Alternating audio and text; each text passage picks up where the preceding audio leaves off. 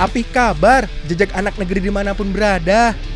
Kali ini, Nya akan menemani para anak negeri untuk menikmati keberagaman budaya, tradisi, serta kuliner di Kota Siger, Lampung.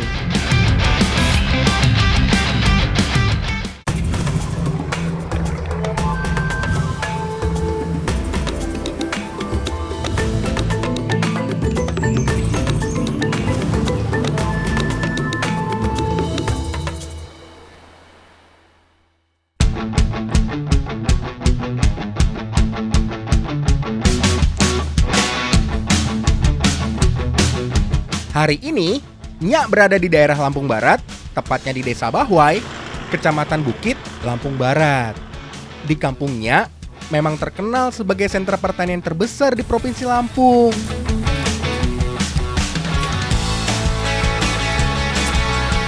Wah, itu Bapak mau apa? Wah, Assalamualaikum. Waalaikumsalam. Oh, ini mau ke kebun ini mau ngambil kabing ini. Kabing. Oh iya, Kalau bahasa kami Lampung ini kabing. kabing. Kalau bahasa Indonesianya ini umbut aren ya, Pak ya? Umbut aren asli ya. Iya. Apa iya batang pohon aren dapat dimakan? Jadi penasaran. Umbut aren di daerahku biasa disebut kabing. Semakin besar pohon aren, semakin tebal dan banyak pula pelepah yang menutupi umbutnya. Selain itu, banyaknya lidi dan ijuk yang menempel di pohon membuat umbut semakin sulit untuk diambil. Teori ngambilnya kita hitung dari atas itu batang ininya 6 biji. Iya, 6 pelepah ya, Pak ya? 6 penepah dari atas. Terus motongnya di bawah 6 itu. Oh, Menurut Pak Salim, kita harus membersihkan pelepahnya dulu agar lebih mudah mengambil kabing dari pohon aren. Oke Pak, kita mulai tebang ya Pak. Pertama, kita hilangkan dulu nih kotoran yang menempel di pelepah arennya. Dengan lihainya, satu persatu pelepah ditebang oleh Pak Salim. Nyak bantu ya Pak.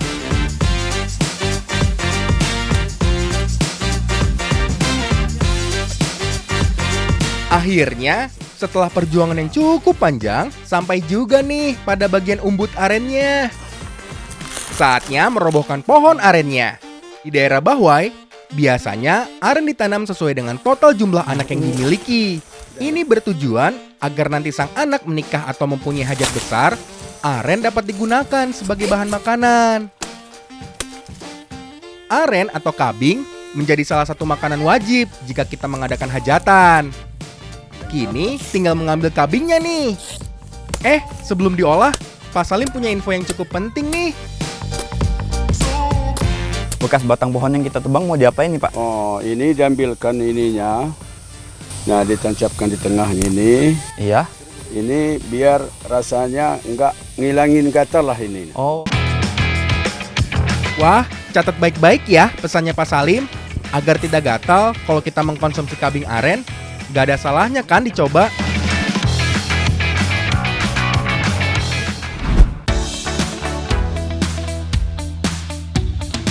Saya sedang bersama Ibu Yusdalina.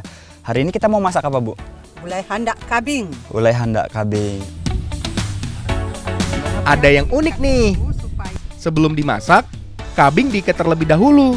Tujuannya agar kabing tidak rusak atau hancur saat dimasak. Sudah diikat, kabing direbus terlebih dahulu. Ini agar kabing tidak keras. Sambil menunggu kabing matang, Nyak diberi tugas untuk memarut kelapa untuk diambil santannya. Menggunakan alat tradisional nih bernama kukor.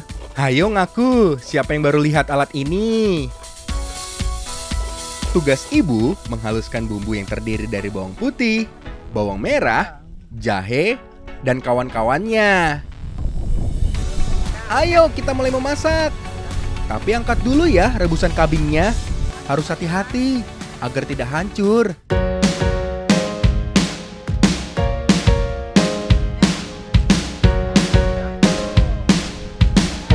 Masak bumbu yang telah dihaluskan. Mulai tercium aroma harum dari bumbu. Masukkan kelapa yang telah diparut. lalu udang menyusul. Wah, pasti enak nih. Jangan lupa tambahkan garam, biar makin mantap nih rasa dari gulainya. Santan jangan lupa, agar masakan terasa gurih. Terakhir bahan utamanya nih, kabing. Aduk perlahan agar bumbu menyerap rata. Tambahkan irisan bawang yang telah digoreng. Dari tampilannya saja membuatnya ingin segera mencicipi. Bumbu telah meresap, sepertinya sudah matang. Gulai handak kambing siap dinikmati.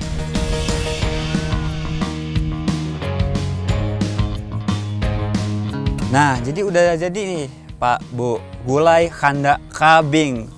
Ya, ada uangnya nih ya, Pak ya. Langsung kita cobain aja, Pak. Udah penasaran ini rasanya kayak apa ya, Bu?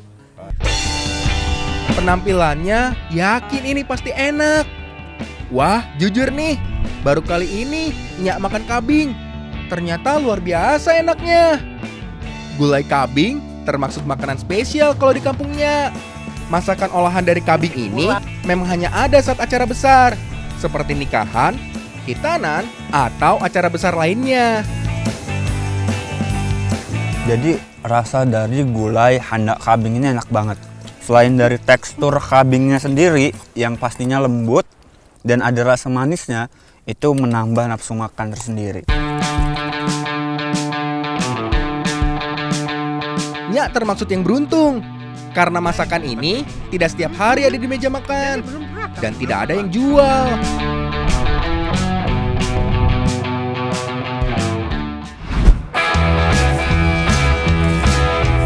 Menikmati suasana di daerah Bahwai memang tiada dua.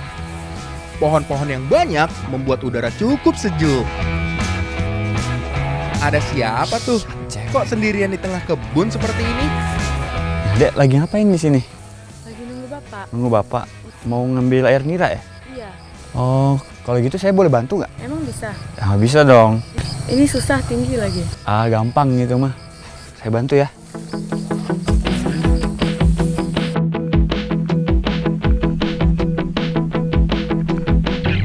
Ternyata cukup tinggi juga ya. Tapi aman, ada tangganya. Nira atau air dari pohon aren biasa dipanen 1 hari sekali. Musim pancaroba seperti ini, air nira yang dihasilkan tidak terlalu banyak. Bahkan kadang tidak keluar sama sekali. Nyak beruntung sekali, bambu tempat penampungan masih terisi air nira. Agar tidak terbuang, penampungan air diganti dengan yang kosong. Semoga besok terisi penuh ya. Oke, kini tinggal turun dan membawa nira untuk dibuat menjadi gula aren.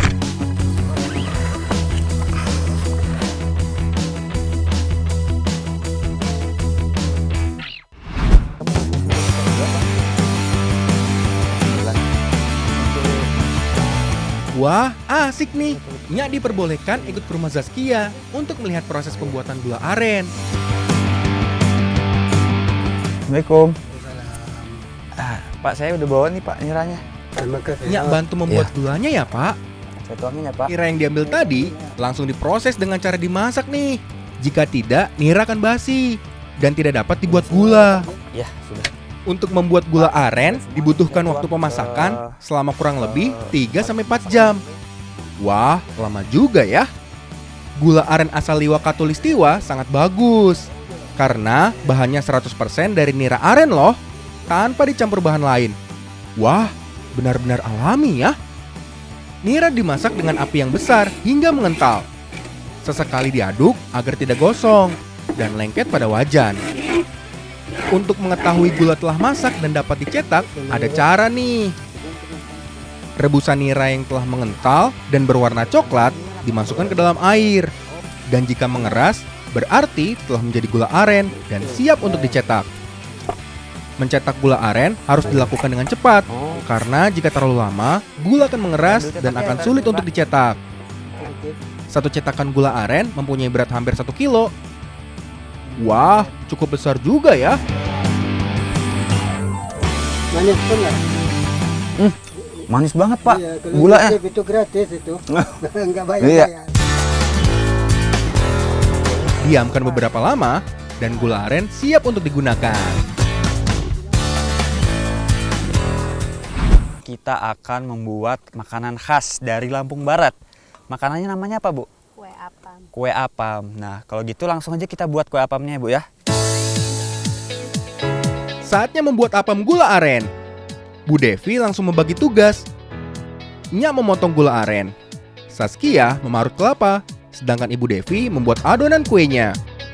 Campurkan tepung terigu, pengembang adonan, vanila, serta gula aren, aduk hingga rata.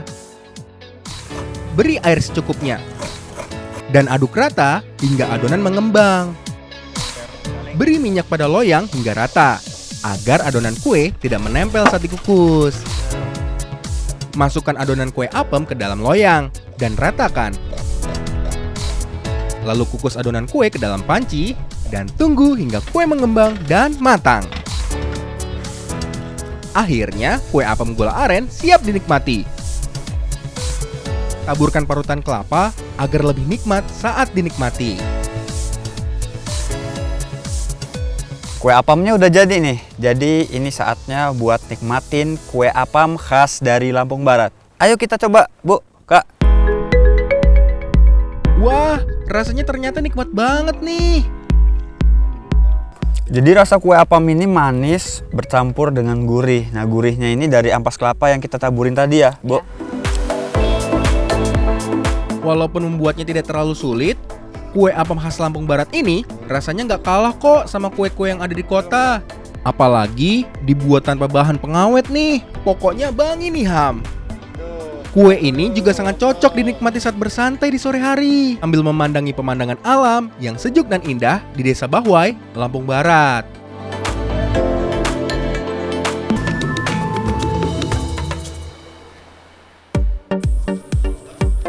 Daerah Lampung Barat, khususnya Liwa, ada tradisi yang sangat terkenal, namanya Sekura. Kali ini, Nyak berkesempatan untuk membuat topeng yang akan Nyak pakai di acara tradisional Sekura. Hari ini saya sedang bersama Mama Waya, salah satu pengrajin topeng Sekura khas dari Bumi Skala-Berak dari Lampung Barat. Bener ya, Pak ya? Kalau gitu langsung aja kita buat ya, Pak. Kayu yang telah dipotong sesuai ukuran langsung dibentuk menggunakan golok dan juga pahat. Walau terlihat asal, Mama Wayan sudah punya pola sendiri loh untuk membuat topengnya. Jenis kayu yang biasa dipakai menggunakan kayu suren dan juga kayu randu. Dua jenis kayu ini cukup empuk dan juga ringan, jadi cocok untuk dibuat topeng. Menurut Mama Wayak, tidak ada aturan baku untuk membuat bentuk dari topeng. Ekspresi muka pada topeng memang bervariasi, tergantung dari si pembuat. Jadi nggak heran, jarang bahkan hampir tidak pernah menemukan bentuk atau ekspresi dari topeng Sekura yang sama.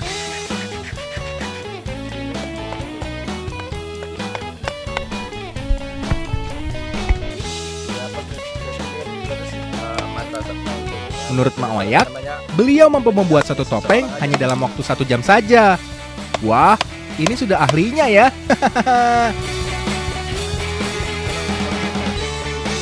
Ternyata topeng Sekura mempunyai nilai sejarah penting loh untuk Provinsi Lampung, khususnya daerah Lampung Barat. Topeng Sekura ikut berperan dalam penyeberangan agama Islam di Lampung. Wah, gak nyangka kan? Awalnya bentuk topeng Sekura cukup besar. Sesuai perkembangan zaman, topeng dibuat sesuai dengan muka orang agar lebih mudah untuk digunakan. Kini topeng Sekura dipakai untuk acara-acara perayaan apapun yang ada di Lampung Barat. Seperti salah satunya acara cakak buah atau panjat pinang yang selalu diadakan saat Idul Fitri. Para pesertanya diwajibkan memakai topeng Sekura. Bukan hanya itu, topeng Sekura juga bisa digunakan sebagai pajangan dinding atau cenderamata bagi para wisatawan. Namun sayang, walau warisan budaya yang menjadi salah satu ciri khas dari Lampung Barat, namun para pengrajin topeng Sekura kurang berkembang. Setelah diamplas sedikit, topeng Sekura jadi nih. Tidak perlu dicat, topeng Sekura sudah dapat digunakan. Nah, udah jadi nih Pak, topeng-topeng Sakura buatan kita. Ini ada yang masih biasa ya Pak, ada yang sudah dipernis. Nah, ini bisa ditambahkan ornamen sesuai keinginan pemesan ya Pak. Bisa kumis, jenggot, ataupun alis ya Pak ya, betul banget. Kalau misalkan pesanan. Lucu-lucu ya bentuknya. Bisa langsung nyak bawa nih untuk ikutan tradisi pesta Sakura cakak buah. Sebelum ikut acara cakak buah, nyak mau buat makanan khas Lampung Barat dulu untuk disajikan saat pesta Sakura cakak buah. Penasaran nyak mau buat apa? Simak baik-baik ya. Hari ini saya sudah bersama dengan Ibu Elisa ya Bu ya. Akan membuat kue khas dari Lampung Barat. Namanya Cucoh Pandan. Bahan-bahannya hanya gula dan tepung terigu saja. Walau warna aslinya hanya coklat, kalau ini nyak dan ibu akan membuat kue dengan variasi warna-warni. Gula pasir kita cairkan terlebih dahulu. Aduk terus hingga tidak gosong. Setelah gula mengental, campurkan gula dengan tepung hingga kalis. Aduk terus. Sini Ibu yang lanjutin kalau nyairin. Oh ya, saya cariin gula merah aja Bu. Wah, nyak dapat tugas nyairin gula lagi nih. Ini gula aren, yang merupakan bahan asli pembuatan kue cucuk pandan. Setelah kalis, adonan diberi pewarna alami agar terlihat lebih cantik. Bu, ini gula merahnya udah mendidih. Langsung aja saya masukin ke baskom ya. Sama seperti adonan pertama, gula merah juga dicampur tepung dan diaduk hingga tercampur rata dan kalis. Setelah merata, kue dicetak dan langsung digoreng. Wah, bentuknya unik ya. Mau tahu rasanya seperti apa? Eits, sabar dulu ya. Kue cucuk pandan ini selalu hadir saat acara-acara besar dan hajatan di daerah Lampung Barat.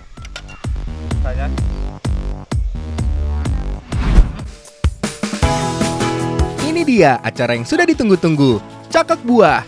Tapi sabar dulu ya, nyak nggak bisa langsung naik, soalnya masih persiapan. Acara Sakura cakak buah biasanya diadakan untuk merayakan sesuatu dan juga hiburan bagi masyarakat di suatu daerah. Selagi nyak dan orang-orang dewasa lain mempersiapkan pinangnya, para peserta pesta Sakura bermain permainan tradisional nih, agar tidak bosan menunggu.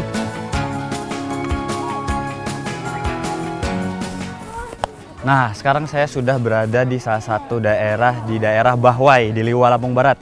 Dan kali ini saya akan mengikuti pesta Sakura cakak buah, di mana nanti pesertanya bakal pakai topeng Sakura dan naik ke cakak buah atau pohon pinang. Penasaran? Ayo kita mulai. Pada siap buat cakak buah? Siap! Ayo!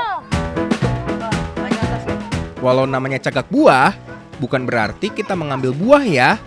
Dalam bahasa Lampung, buah berarti pinang. Untuk acara seperti ini, nyak nggak boleh ketinggalan. Persiapan sudah selesai, topeng juga sudah dipakai. Saatnya beraksi. Waduh, jangan rebutan dong naiknya. Bisa remuk nih badannya. Memang cukup sulit ya, panjat pinang yang licin memakai topeng. Ayo semangat! Pesta Sakura cakak buah memang diadakan sebagai ajang silaturahmi. Acara ini diadakan untuk memperingati acara apapun yang identik dengan kebahagiaan. Untuk sekarang ini, pesta Sakura cakak buah selalu diadakan untuk memperingati hari-hari besar di Lampung Barat. Wah, seru juga ya. Tapi kalau berebut untuk naik seperti ini, kapan dapat hadiahnya? Selain ajang silaturahmi, pesta ini juga mengajarkan kita untuk terus berusaha dan bekerja sama dalam mendapatkan sesuatu. Sepertinya harus nyak sendiri nih yang naik cakak buahnya. Tolong dibantu ya. Walah, susah juga ternyata. Nggak semudah yang nyak bayangkan. Wah, sepertinya mulai ada ide untuk sampai ke atas nih. Batang pinang yang dilumuri oli dan gemuk agar licin dibersihkan nih, agar dapat dipanjat. Memang cerdik nih teman-teman Sakuranya. Sedikit demi sedikit, salah satu anak mulai naik ke atas nih. Wih, akhirnya sampai di puncak juga. Mantap! Seperti yang nyak bilang sebelumnya, Perayaan Pesta Topeng Sekura bisa untuk memperingati apapun, seperti yang dilakukan di Desa Bahawai sekarang ini. Acara Pesta Cakak Buah untuk merayakan HUT Transmedia yang ke-20. Semoga makin jaya buat Transmedia dan selalu menyiarkan hal-hal yang mendidik dan bermanfaat bagi semua orang. Selamat ulang tahun Transmedia yang ke-20. Nah, jadi udah berhasil nih, ada yang sampai ke puncak pohon pinang atau cakak buahnya. Walaupun bukan saya yang naik, tapi saya udah ikut bantu naiknya, jadi seru banget. Kini Rian melepas satu persatu hadiah yang menggantung di depannya.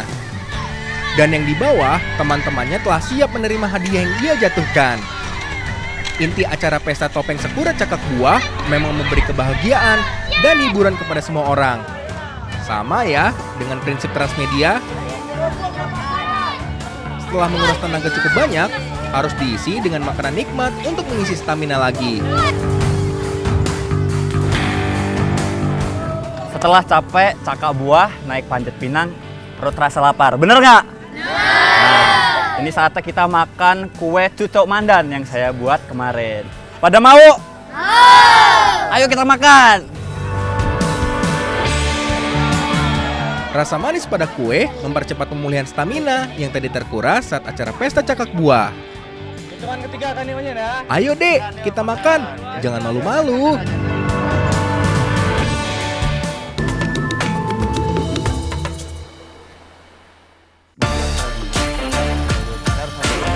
Kali ini akan menemani Pak Ahmad untuk mencari rotan. Ayo, ada yang tahu nggak seperti apa tumbuhannya? Makanya ikutin terus ya. Rotan biasa hidup liar di alam hutan. Ayo Pak, kita cari. Nah Pak, kita udah sampai nih Pak di pohon rotan ya Pak. Sekarang langsung aja kita ambil Pak. Bagian mana nih Pak yang mau ditebang? Bagian bawah dulu. Dari bawah? Terus kita tarik, ngambil umbut yang di atas itu. Oh, umbutnya kita ambil ya Pak? Ah iya. Eits, hati-hati ya. Tumbuhan rotan dipenuhi dengan duri. Ada tekniknya nih untuk mengambil rotan. Ini kita potong dulu rotannya. Bagian bawah kita potong. Nah, terus kita buang ini durinya kayak gini. Oh ya. Nah, Bersihkan ya Pak? bersihkan dulu. Nanti kita pegang masalahnya kan. Oke. Kita tebang.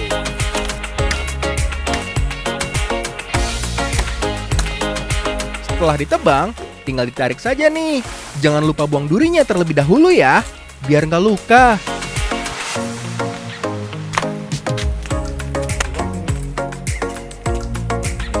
Nah, jadi ini pengambilan dari umbut rotan ini memang lumayan sulit banget karena harus diambil di lereng gunung. Bener nggak Pak? Iya, iya. Karena kebanyakan vegetasi dari pohon rotan ini ada di lereng-lereng gunung atau perbukitan. Ayo Pak, kita ambil aja umbutnya. Iya, iya, udah potong. Saya potong ya Pak.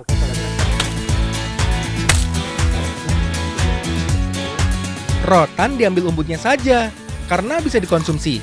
Heran kan? Selain umbut, Pak Ahmad juga mengambil rotan yang sudah tua untuk dijadikan anyaman. Sudah cukup Pak?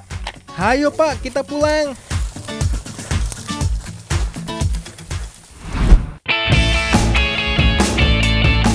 Sebelum membuat olahan dari umbut rotan, Pak Ahmad mau mengajarkannya membuat alat dapur dari rotan nih. Wah, asyik! Kali ini, Pak Ahmad akan mengajarkannya membuat tempat nasi dari rotan.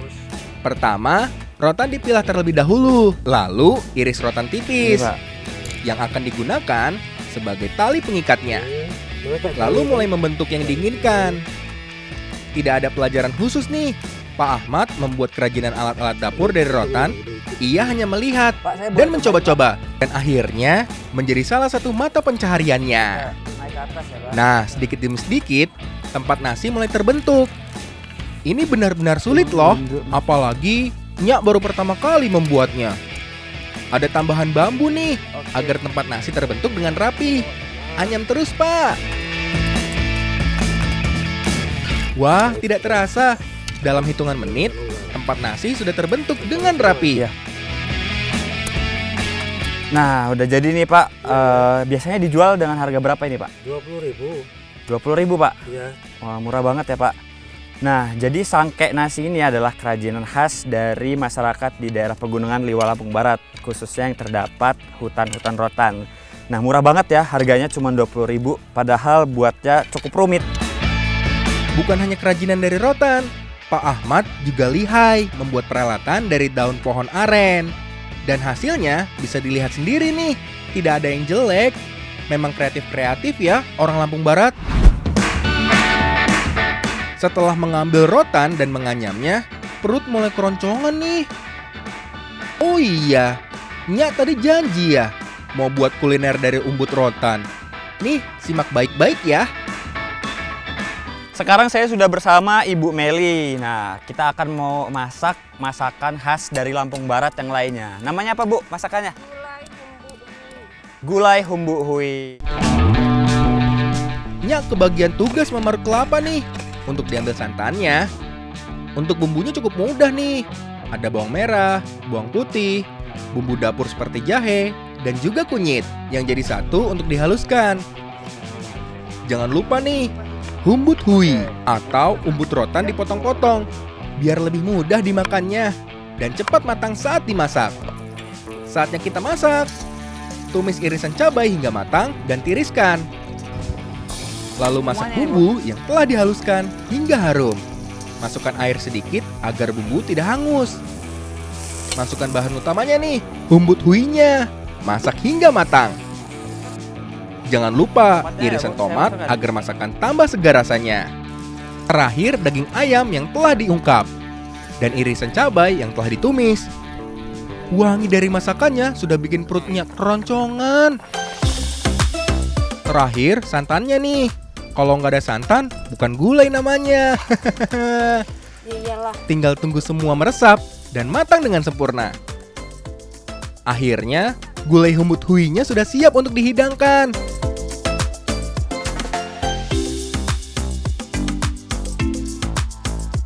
Nah, ini gulai kuah humbu huinya udah jadi ya, Bu ya? Iya.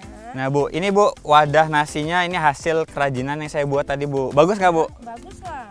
Nah, kalau gitu saya udah nggak sabar nih, Bu, buat nyicipin gulai kuah humbu huinya. Wah, bukan aromanya saja nih yang nikmat. Rasanya juga mantap banget. Dinikmatin pas lagi lapar seperti ini, jadi makin lahap makannya. Jadi humbu rotan ini rasanya seger banget. Walaupun masih ada rasa pahit-pahit dan getir-getirnya sedikit, tetapi melalui proses pemasakan, apalagi bumbu rahasia dari Ibu ya, Bu? Jadi rasanya menjadi lebih gurih dan mantap. Walau pahit, umbut rotan memiliki segudang manfaat nih, seperti mengobati beberapa masalah pada kulit, seperti infeksi pada kulit, luka, serta bisul. Segala sesuatu akan sangat bermanfaat jika diolah secara benar, karena alam memberi banyak manfaat.